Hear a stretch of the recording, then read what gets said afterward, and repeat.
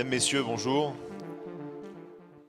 Chers panélistes, chers amis, ravi d'être sur cette scène avec vous aujourd'hui.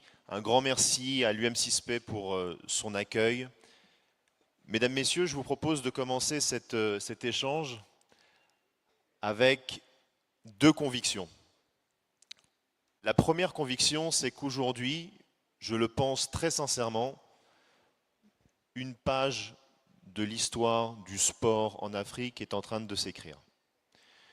Je le pense, et en écoutant les propos introductifs qui ont précédé ce matin, ça me conforte dans cette conviction.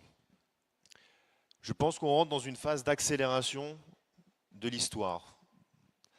Et aujourd'hui, pour en parler avec vous, nous avons des panélistes qui incarnent justement un certain nombre des valeurs qui ont été présentées, décrites ce matin. Je voudrais qu'on puisse aborder ce sujet sous trois angles. Trois angles qui font écho à un certain nombre de discussions qui ont eu lieu ce matin. Le premier angle, ça va être de se poser la question de finalement où est-ce que nous en sommes dans le développement de la filière sportive en Afrique. Le deuxième sujet va porter sur les moyens de l'ambition qu'on va se doter. Et le troisième sujet, ça sera finalement de réfléchir par-delà le sport, sur tous les effets indirects d'un point de vue création de valeur qui dépassent le sport à proprement parler, et d'essayer de comprendre comment tout ce qui est en train de se passer dans l'industrie du sport va bénéficier à d'autres secteurs d'activité. Alors, on a commencé ce matin à discuter autour du ballon rond. On va passer sur le ballon ovale aussi. We're going to do the panel both in French and English. Ma première question pour Abdelatif Benazzi, ça sera d'essayer de comprendre aussi, aujourd'hui, on l'a dit, le sport n'a pas de frontières. On est un continent de 54 pays. Est-ce que vous pouvez nous dire un petit peu, en termes d'initiative autour du rugby, comment est-ce que vous sentez les choses? Comment est-ce que les choses se développent aujourd'hui sur le continent? Les choses se structurent, se professionnalisent. Est-ce qu'on pourrait avoir un petit panorama de ce qui se passe dans le monde du rugby? And we will then ask Clare also, as a CEO of the NBA Africa, to reflect on what's happening across the continent with regard to NBA and basketball. So just to get started and to set out the scene, let's probably start with those two sports. And it will be great to have some perspective on that. Abdelatif, si on peut commencer ensemble. Mesdames et messieurs, tout d'abord, je voulais juste vous dire que la joie qui est la mienne d'être ici dans ce lieu ô combien symbolique de connaissances et de recherche et associer le sport et le football en particulier dans cette initiative de défi par rapport à tous les problèmes qu'on va avoir plus tard dans l'avenir et que le défi qui nous attend pour l'évolution de tout sport, associer l'université et les connaissances, c'est quelque chose qui est au jour d'aujourd'hui très importante. Pour répondre à votre question, il n'y a pas plus que 3 jours, on avait un sommet africain à Saïdia qui réunissait 25 pays africains avec quelques institutions partenaires comme World Rugby et Rugby Africa, avec 2 grandes nations établies dans le monde du rugby qui sont la Fédération française de rugby et la Fédération sud-africaine. Tout simplement pour dire qu'aujourd'hui les enjeux, vous savez tous que l'Afrique, la jeunesse africaine va représenter 50% de l'humanité en 2050, que si jamais on n'anticipe pas, qu'on ne puisse pas réunir nos talents et nos connaissances tous ensemble, on aura raté quelque chose de très important. Aujourd'hui, l'Afrique doit jouer ce rôle important dans le monde du sport pour cette jeunesse. Il y a eu des initiatives par le passé qui sont gérées par World Rugby, par Rugby Africa et tout ça, mais on s'est aperçu dans un continent aussi vaste que c'était quelque chose de très problématique d'organiser des compétitions parce que les distances sont énormes, parce que les coûts et les moyens de se déplacer entre les aéroports ici, ce n'est pas évident parce que notamment, un exemple, on avait un Zimbabwéen et un Namibien pour venir à Oujda, il a mis 28 heures pour arriver, en passant par le Qatar, par Londres, etc. etc. Voilà, donc c'est quelque chose qu'il fallait mettre ça aussi dans le programme et dire qu'aujourd'hui, que si on veut réussir ce challenge, ce n'est pas qu'une question institutionnelle, c'est aussi une question d'implication des grandes fédérations. Et cette initiative de dire que et des partenaires, puisqu'on avait aussi France Expertise et l'Agence française de développement qui s'est associée à cette initiative, et puis aussi une banque sud-africaine qui était là. Donc tout ce melting pot réuni autour d'une idée noble, on ne pouvait que pouvoir espérer trouver les réponses nécessaires. Donc ce matchmarking, ces connaissances, cette recherche et cette, je dirais, ce diagnostic qui a été fait avec les fédérations présentes, etc., nous a permis de sortir avec une stratégie maintenant qu'on va déployer dès les prochains mois pour y aller. Moi, je crois que notamment les grandes fédérations aujourd'hui ne peuvent plus rester centrées sur leurs propres problèmes. Elle peut aussi tendre la main, à condition bien sûr que ça ne leur coûte pas beaucoup d'argent, puisque la Fédération française de rugby à l'époque, depuis son existence, a toujours été sensible à tendre la main à ses partenaires, à ces pays en croissance, ces pays immergents dans le sport, en fonction de leurs problématiques. Elle ne vient pas dicter la loi, mais si jamais elle répond aux demandes qui lui est demandées. Mais au jour d'aujourd'hui, le fait d'avoir trouvé des partenaires qui soulagent un petit peu la charge financière de ces grandes fédérations permet de déployer nos ressources humaines, d'aller à la rencontre de ces pays pour la formation de la gouvernance, pour les coachings, pour essayer d'initier aussi les filles. Et puis, comme vous savez aussi, le rugby à 7 maintenant, depuis 2 Olympiades, c'est une idée formidable de pouvoir donner l'espérance à tous ces jeunes Africains pour pouvoir rêver de représenter leur pays aux Jeux Olympiques, qui est le plus grand événement mondial. Et donc voilà, donc moi je suis très optimiste sur ça. Évidemment, il y a beaucoup de travail, mais comme on est une équipe, c'est un sport d'équipe, et que tout le monde a compris que maintenant, ce n'est pas la tâche d'une seule institution ou d'une seule fédération, c'est aussi un partenaire privé, des ONG, des institutionnels, des fédérations qui sont motivées, qu'on puisse parler le même langage et puis ressortir avec un résultat probant qui coïncide avec cette vision de l'Afrique. Merci beaucoup pour ce premier témoignage. Claire, I would like to ask you maybe just to also give us your perspective with regard to how NBA is developing in Africa. I mean, as a quick intro, I was basically saying that, and also reflecting on some of the discussion we had previously, that it's almost like if there's a change in paradigm in terms of what we're seeing across the continent. We are moving from a situation where basically it was more around like exporting our sport talents in other parts of the world to a situation where this is more around like creating those international competition locally, you know, developing them across the continent.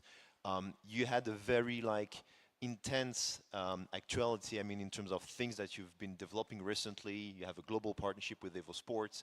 A lot of things are moving, and it's moving fast. Can you tell us a little bit about where you stand and some of your priorities as a CEO of NBA in Africa? Thank you very much. Thank you very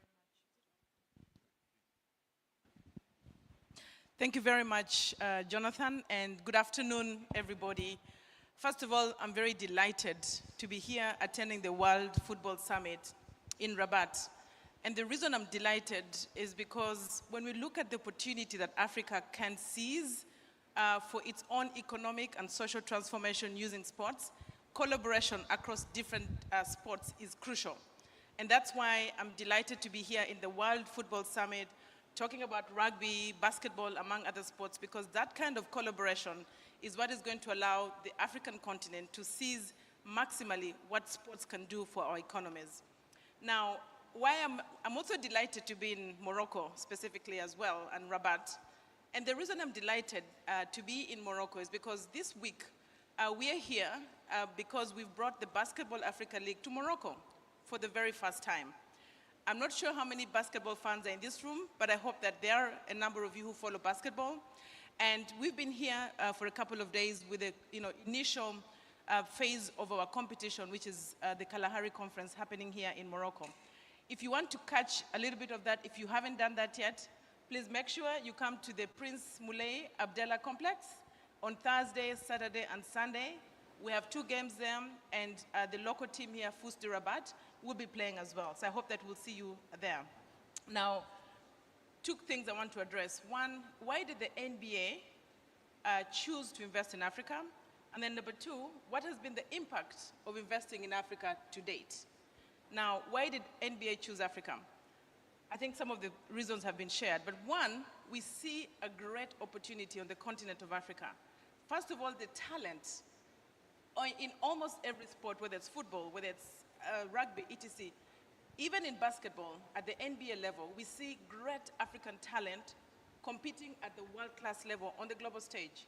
Today, about 10% of the players that play in the NBA have origins in Africa. And some of them have been MVPs. You've heard of Joel Embiid, you've heard of Giannis. They've done very well at the global stage and they have roots in Africa. So talent in Africa is very important, and that's why NBA thinks investing in African talent makes a lot of sense. But in addition to that, if you look at the future of the world, Africa is going to increasingly play an important role in the future of the world.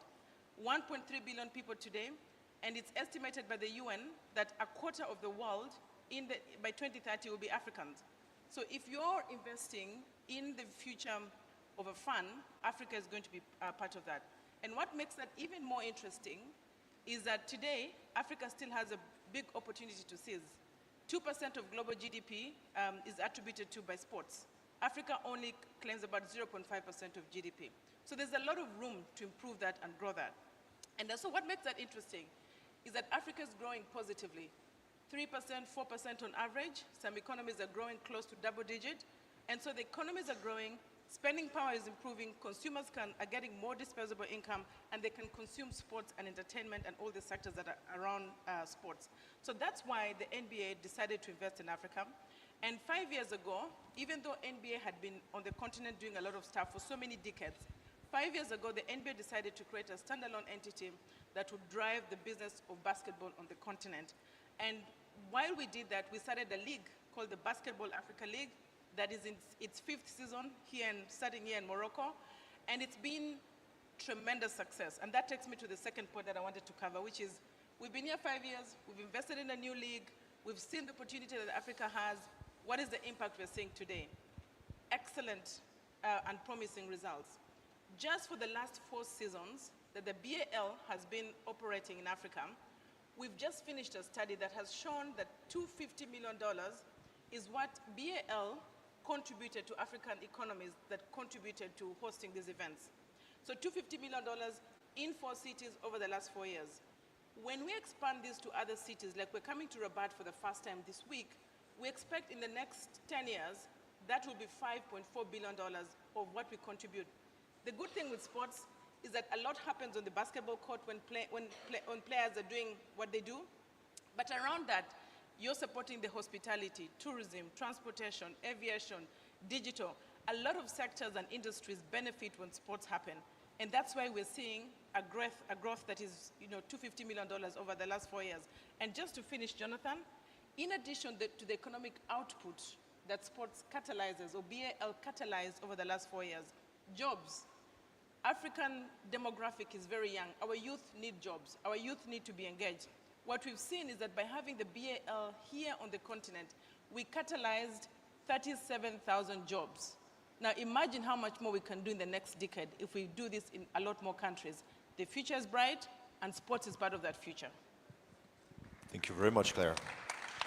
Thanks very much, and we'll take time as well to come back to some of the things you said, to maybe double click on some of those very important points. But thanks very much for bringing this to the discussion. Cher Moncef, alors ce qui est formidable, c'est qu'on peut parler de l'expérience dans le business, dans le privé, on peut parler de l'expérience aux affaires publiques, et on a probablement besoin des deux pour décrypter et comprendre. Je voudrais ramener une partie de la discussion sur un élément qui a été évoqué ce matin dans les propos introductifs, et je pense que c'est fondamental. Bien sûr qu'il y a des éléments de business, d'investissement autour du sport, mais je pense qu'avant tout, il y a des sujets de valeur. Abdelatif en parlait. Le sport, pour beaucoup d'entre nous, c'est ce qui nous a construit, c'est ce qui nous a fondé dans la manière dont on est aujourd'hui, dont on est dans nos écosystèmes familiaux, professionnels. Et donc, le fait que le sport existe dès la petite enfance est une donnée d'entrée extrêmement importante. Avant même de se poser la question de est-ce qu'on peut former de grandes générations de champions, il y a déjà est-ce qu'on peut ne serait-ce que former les générations futures avec les valeurs qui vont bien. Je voudrais revenir avec vous, Moncef, sur ce sujet en fait du sport à l'école, décliner aussi bien comme finalement injecter le sport dans les curriculums pour pouvoir justement permettre cette transmission de valeurs et avoir votre regard de où on en est finalement aujourd'hui au Maroc, entre le sport à l'école, les filières d'excellence dont on a besoin pour forger les générations d'athlètes professionnels. Est-ce qu'on peut vous demander je dirais une perspective, une opinion sur où nous en sommes et ce qu'il faudrait faire pour faire encore mieux? Merci Jonathan, je suis aussi très ravi d'être avec vous aujourd'hui et très honoré d'avoir été invité par The World Football Summit ainsi que par l'université UM6P pour cet événement. Je vais peut-être recentrer la discussion sur un petit peu le Maroc et sur les valeurs et l'importance de la formation et la culture du sport au niveau des enfants et des jeunes. Il est clair qu'aujourd'hui, nous avons une population africaine et marocaine qui est jeune et qui fait que si on veut développer le sport, il faudrait inculquer les valeurs du sport dès le jeune âge des enfants.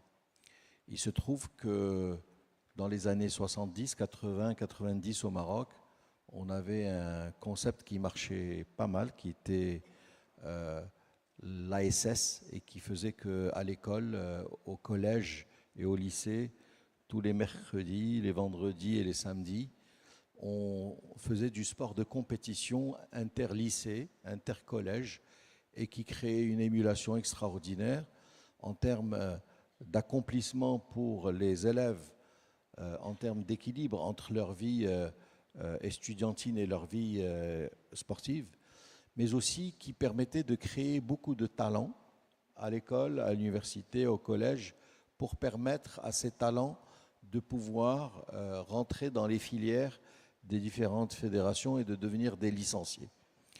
Malheureusement, l'ASS dans le monde des lycées et de l'université a régressé et il s'est passé aussi autre chose, c'est que les petits terrains de proximité dans les quartiers ont régressé de par la poussée urbanistique qui a fait que l'immobilier a fait que les enfants n'avaient plus la possibilité de pouvoir jouer même dans leur quartier.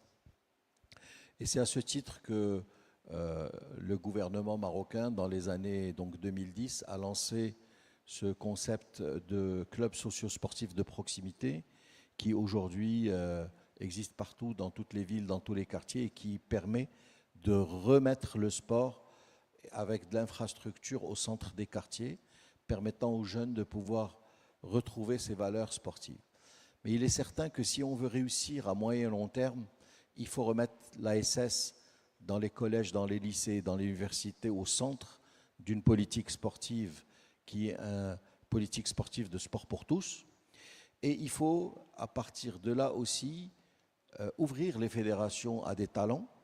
Et pour ça, je le dis de manière très claire, le problème numéro 1 du sport au Maroc est la gouvernance au niveau des fédérations sportives, avec des présidents qui aujourd'hui sont là depuis des décennies, ne respectent pas la loi de la limitation des mandats à 2 mandats et qui font que plusieurs fédérations aujourd'hui ne fonctionnent pas et font que la chose sportive en termes de valeur, en termes de résultats, n'arrive pas.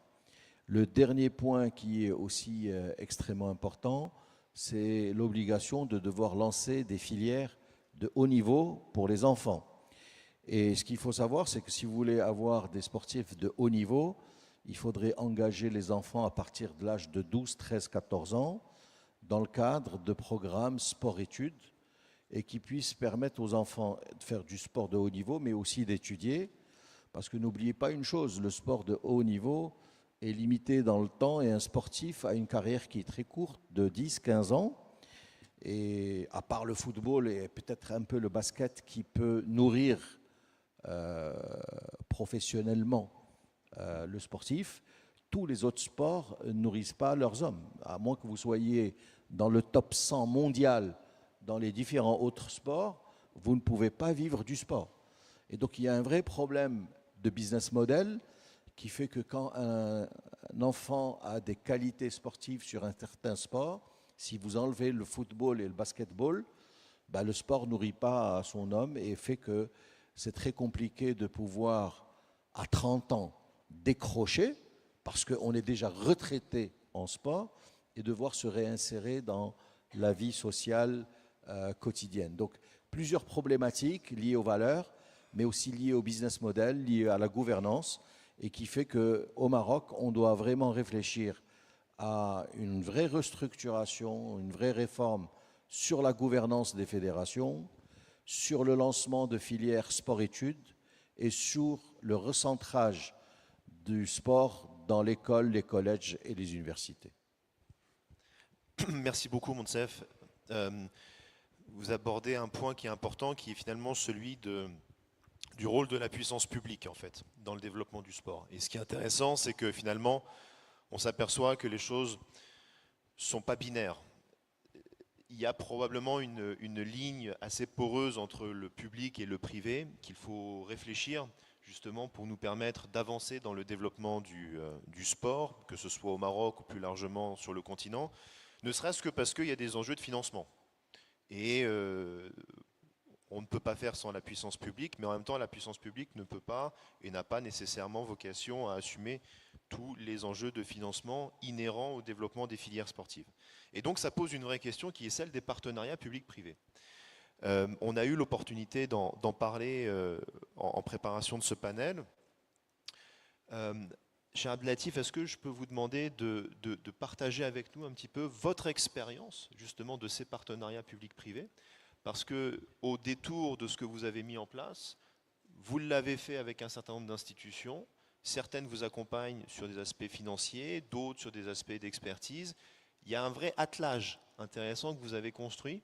Est-ce qu'on peut en dire quelques mots pour illustrer justement le propos du partenariat public-privé? Tout d'abord, je voulais juste te dire que je ne changerai pas une virgule de ce qu'il a dit mon ami, monsieur le ministre. Sur cet aspect scolaire, moi-même, j'ai commencé au collège, champion du Maroc collège, et puis j'étais repéré par mon professeur qui m'a amené dans un club. Donc ce cadre, cette fondation des départs, elle est très importante, et j'espère qu'on voit d'ailleurs quelques pays qui, notamment anglo-saxons, qui sont très très avancés sur ce point-là. Il y a deux points qui sont, à mon avis, importants entre ce partenariat public et privé, notamment d'abord sur l'organisation des événements mondiaux. On sort d'un événement mondial qui s'appelle la Coupe du Monde 2023, où d'ailleurs l'équipe sud-africaine a été championne du monde. Évidemment qu'une fédération peut se porter candidate à un événement mondial, mais si vous n'avez pas cette soutenance et cette implication du pouvoir public, vous ne réussissez pas. Donc c'est un multi-pot qui est important. Et on voit ce que ça peut, parce que l'État s'investit. Pourquoi? Parce qu'il y a des retombées derrière. Quand on voit par exemple les chiffres qui tombent après une Coupe du Monde organisée, c'est 1 milliard d'euros de retombées de TVA, de taxes de tourisme, etc. Donc c'est pas le hasard que l'État se mette sur le sport, parce que c'est au-delà d'une simple discipline. Comme vous le savez, le sport aujourd'hui, c'est une économie, que ce soit bien sûr le foot, le sport numéro 1, mais tout le reste, c'est autre chose. Donc c'est pour ça qu'il y a cette... Et aussi l'héritage qui en découle pour les fédérations. Plus 21% de licenciés. Monsieur le ministre, tout à l'heure, appelé l'inclusion, le travail social qui est derrière, la formation qui en découle. Donc tout ça fait que c'est un mariage qui est réussi. C'est pour ça que je dis aujourd'hui, quand on veut développer certaines disciplines dans certaines nations, il faut absolument aller voir les gouvernements. Monsieur le ministre a rappelé tout à l'heure de la gouvernance. Quand on a un pays africain qui vient solliciter une grande nation pour pouvoir l'aider sur le plan des ressources humaines, la première des choses, c'est de pouvoir s'assurer avec eux, est-ce qu'il y a une gouvernance qui est... Est-ce qu'il y a une espèce de mariage entre l'État et cette fédération pour qu'on puisse travailler sur un processus à long terme? On ne veut pas faire que du one-shot. Donc c'est très important ce partenariat. Et sans ça, je ne pense pas... Parce que ça va au-delà de la compétition, le sport. Le sport, ce n'est pas que les centaines de professionnels qu'on voit à la télévision. Ça ne représente même pas 1% des pratiquants. On se base toujours sur le haut du truc, mais il faut voir ce que le sport implique pour l'individu, en termes de confiance en soi, le travail en commun, la confiance, le challenge, tout quelque chose qui en découle en termes de développement humain. C'est ça qui est le plus important pour moi. C'est cette symbolique, cette inclusion qu'il peut y avoir à travers le sport. Il faut absolument ce travail qui doit être en collaboration entre l'État, entre les services publics, entre les privés et tout ça. Donc c'est pour ça que ce projet... Si on doit s'occuper de l'Afrique dans le futur, il faut absolument s'assurer d'avoir ce partenariat qui est stratégique pour qu'on puisse répondre au challenge des futurs de ce continent qui est immense, ça a été rappelé tout à l'heure. 50% de la jeunesse mondiale sera en 2050 africaine. Il faut vraiment, si on ne s'en occupe pas, on aura un problème qui en découle sur l'immigration clandestine, sur les crimes, sur beaucoup de choses. Donc, notre implication elle est primordiale aujourd'hui. C'est à nous, les acteurs aujourd'hui, publics, privés, grandes fédérations, institutionnelles, ONG, tout ça, de se mettre autour de la table, qu'on puisse répondre à ces problématiques. Merci beaucoup. Et effectivement, le partenariat public-privé, c'est bien plus complexe et bien plus large, les aspects de financement. Claire, I would like to piggyback on some of the things that has been said by Abdelatif with regard to the public-private partnership. I know this is a concept that is also very close to your heart and that you're very much investing in. I would like maybe to get your perspective in terms of what PPP has been bringing to the development of NBA. How did you structure PPP in the context of the African continent? Probably will be interesting to understand the stakeholders involved, who does what, and what is the overall contribution of the concept. Thank you. Thank you, Jonathan. And yes, so as I said, what we see on the continent is that the opportunity that sports brings is big, it's huge. But also the work that needs to be done to build the ecosystem that can optimize that opportunity is a lot of work. Because of that, we know that NBA, we have an opportunity, but also a responsibility to be part of that ecosystem. But we also know that we cannot do it alone. We know that in order to be able to drive the ecosystem that we want, we have to do it with other partners, and partners that think like us or see the opportunity like we do. Now, because of that, we continuously look for private partnerships, private sector partnerships, public sector partnerships, and depending on what it is, we actually structure a way that we can work in a partnership to develop the ecosystem across the African continent. Let me give you a few examples. One of the most important needs for us to bring the kind of experience that we bring, which is an NBA standard game on the African continent, requires arenas or infrastructure. Not every country in Africa has arenas. What we've done over the last few years is to work with both public sector and private sector to help them see the vision and the opportunity so they can invest in infrastructure. And we've seen some governments, for example, as one constituency, respond to that very well. Senegal, the government of Senegal built a 15,000-seater arena. The government of Rwanda built a 10,000 arena. In other places, we have the private sector doing that. In South Africa, where we'll be playing the finals of our NBA season this year, is a private sector investment in Pretoria. And so infrastructure is one area, and one constituency that has been a partner for us to do this is governments building those infrastructures. But we've also seen private sector beginning to seize that opportunity. In Lagos, Nigeria, we have a private sector that has come together and they're building an arena there as well. So infrastructure is one. The second one is basketball courts, to take them to schools and also to communities so we have more access to the game. We need more and more basketball courts. We need more programs in schools for kids at a young age to access the game of basketball and to be able to not just grow as fans, but also grow their talent. What we've done in that area is that we've partnered with private sector. In fact, one good example is that we have partnered with UM6P here in Morocco. In a few weeks, we're going to be unleashing our partnership for a junior NBA program where we will be bringing access to the game of basketball using NBA standards to as many young boys and girls in Morocco. So UM6P and Evo Sports is one partner that I can give as an example here in Morocco. But we've done that in other countries as well. In Kenya, the biggest telecom company is called Safaricom. We are partnering with them to take junior programs and to do clinics for boys and girls in many cities across Kenya. ExxonMobil, Africell in Mozambique, in Angola, and many other parts of the continent. So the private sector has also been a keen partner in helping us to work towards development of basketball on the continent, and I think they continue to be a big party to that as well. The third constituency is even NGOs, non-profit organizations. A few weeks ago, I went to a village in Rwanda, and I was so surprised to see women in their 50s, 60s, and 70s playing basketball.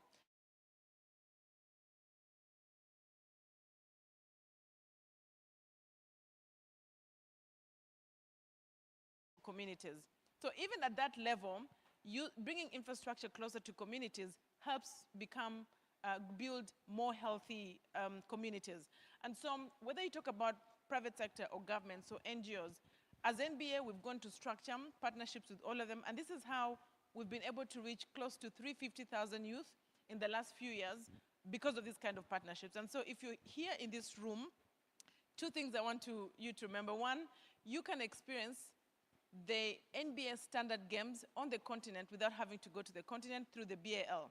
And if you're in Rabat this week, if you came late and you didn't hear what I said earlier, you can experience BAL games here in Rabat if you come to the Prince Moulay Abdallah complex on Thursday, Saturday, and Sunday, 4 p.m. to 7 p.m. on Thursday, 5 p.m. and 8 p.m. on Saturday and Sunday. You can experience that kind of basketball here. But to do that, we have to continue building on the ecosystem. And if you're in this room and you believe in Africa's transformation, and you believe in the talent that Africa has and the youth that Africa has, and you believe that sports actually has a role in doing that, then we have business to talk to you to partner to make that possible. Thanks very much, Claire. Thanks. Yeah.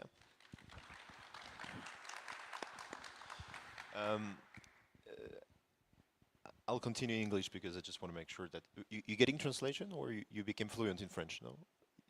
So you became fluent in French over the discussion then. It's okay, very good. So I'll keep it in English, but I think there's something which is super interesting that you've mentioned. It's really the idea around creativity, and what sports tells us, and particularly in this part of the world, is that this is an invitation to be creative in the way we develop the industry. And I think there's a few concept examples that we've seen also as PwC advising private equity players, for instance.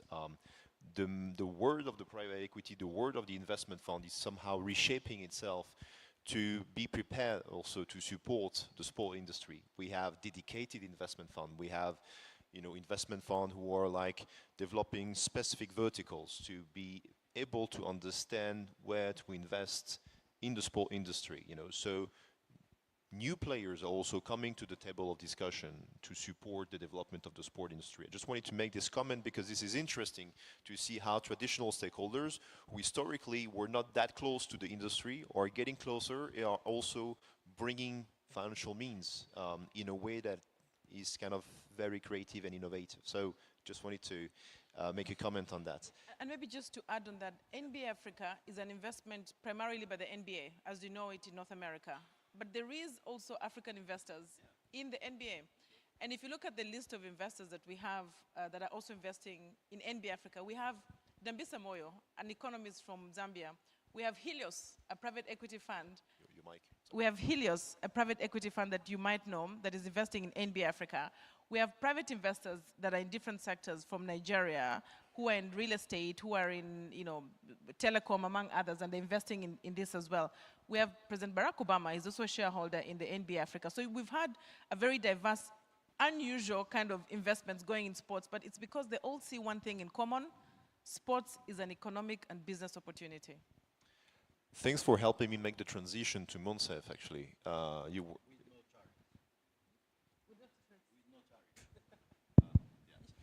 You were talking about your private investor in sports.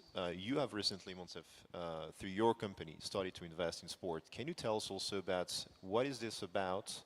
What triggered, actually, those investments? In fact, I am chairing a company which is in economy of life on fast-moving consumer goods and healthcare. And we have decided strategically that sports would be a platform of communication and investment. So we launched a yearly golf open in Morocco. We have also signed the naming for the national paddle tour in Morocco. And now we will be investing heavily in the football, but for women. So we'll be a key player in the women football as a key strategic element for us. I am a strong believer in public-private partnership. I'm a strong believer on the fact that the state cannot do all the investments in sports alone. The private sector cannot do it alone. NGOs cannot do it alone. So the idea is really to find a common ground between the public-private sectors, but also NGOs in order to move forward through infrastructure and arenas, but also through coaching and training as a key element of development. And what I can say is that this panel that we are talking about is about the future. And Morocco is writing history by preparing to very important African events on football next year, but also a fantastic World Cup that will gather 3 countries in 2030. Spain, Portugal, Morocco, 2 continents, 2 civilizations, that shows that sports goes beyond the values we were talking about. But the key question, because we are talking future, is what is next after 2030? And a lot of analysts are asking what we're gonna do with all the infrastructure, the big stadiums, and all the things that we are preparing. And my answer is very simple. First, the 2030 project is a milestone that is very important in terms of Moroccan vision, in terms of development, socially and economically. The stock market is booming, the companies are working very hard in order to be prepared, but the governments and the NGOs are also preparing 40,000 voluntary youth, thanks to OCP and UM6P, to be ready for this project.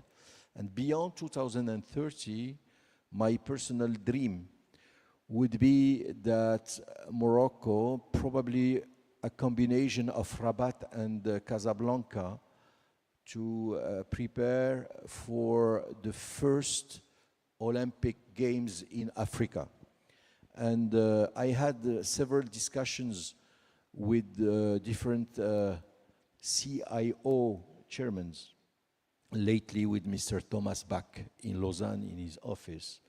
And there is a key opportunity for Africa to organize Olympic Games, maybe 2036, maybe 2040.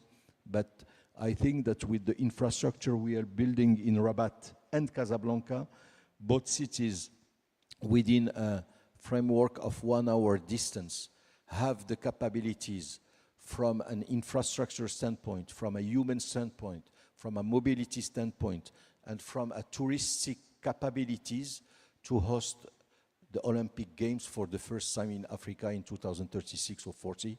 That's a dream. I hope that I can live enough and long to see it happening. It's possible. Merci, monsieur.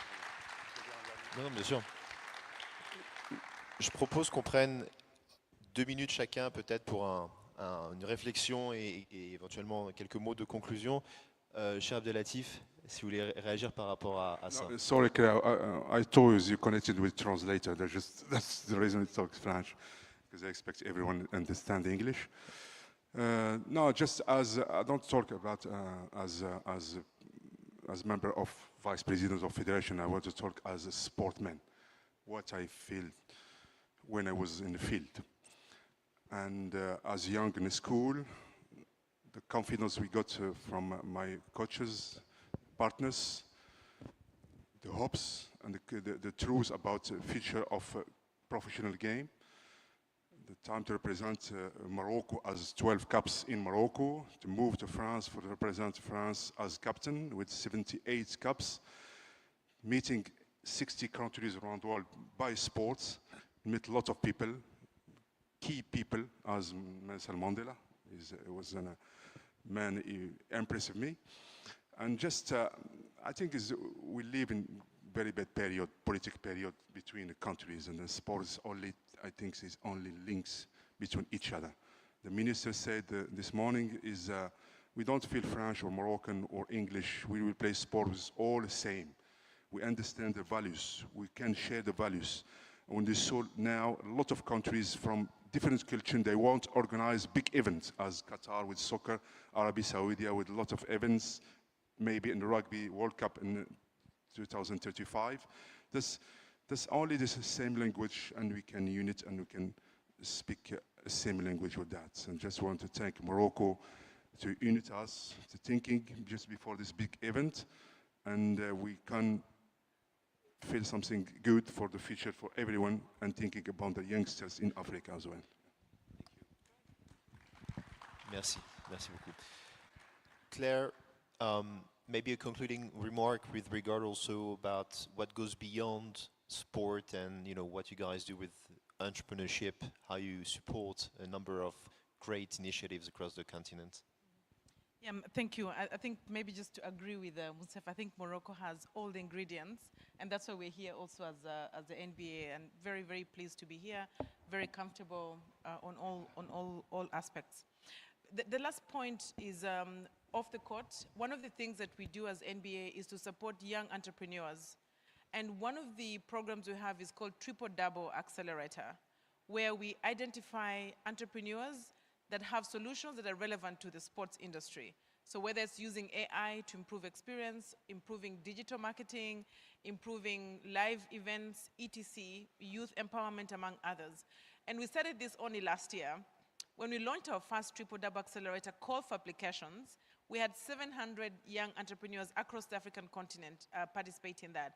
We chose the top 10, we gave them financial awards, we gave them coaching and mentorship, and we're looking forward to seeing a lot more young people in Morocco, but also across the continent. And that's another way of really making sure that sports continuously improves not just what happens on the court, but also what happens in life and in society. Thank you. Un dernier mot de conclusion, si tu le souhaites. Yes, I would like just also to pay a tribute to our champions. In Morocco, we have 1,200 champions that have at least a gold medal in an African competition, all sports. And these champions today are under an organization called La Fondation Mohamed VI des Champions Sportifs, that is presided by Mr. Shakib Ben Moussa, and that is doing a fantastic work in reinserting socially very young sports people that have already been sports people, sport champions, but at 25, 30 years old needs to be re-included in the society. And this is a big success that Morocco has delivered, and that has been approved by Mr. Thomas Bach, the chairman of the International Committee Olympic. Merci beaucoup. Thank you very much to the three of you. Thanks for your attention, and wishing you all a very nice day.